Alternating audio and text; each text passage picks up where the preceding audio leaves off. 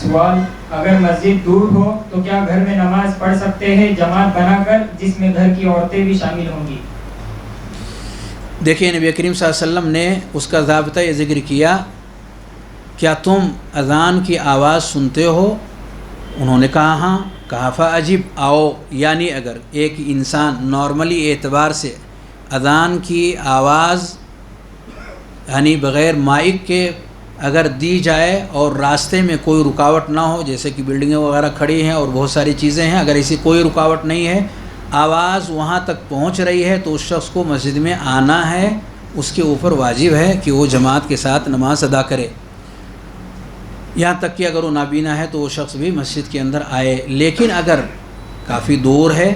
کہ نارملی طور پر آواز اس تک نہیں پہنچ پا رہی ہے یا نہیں پہنچ سکتی ہے، اس کا پہنچنا مشقت طلب ہے، تو کوئی حرج کی بات نہیں کہ جو اس کے لیے ممکن ہے اس کام کو وہ انجام دے، جیسا کہ سوال کے اندر ذکر کیا گیا ہے کہ ایسا اگر ممکن نہیں ہے یا بہت زیادہ مشقت میں ڈالنے والا ہے تو جو چیز وہ کر سکتا ہے اس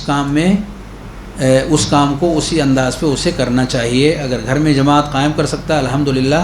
بہت بہتر ہے، جماعت کے ساتھ اسے نماز وہاں ادا کر لینی چاہیے۔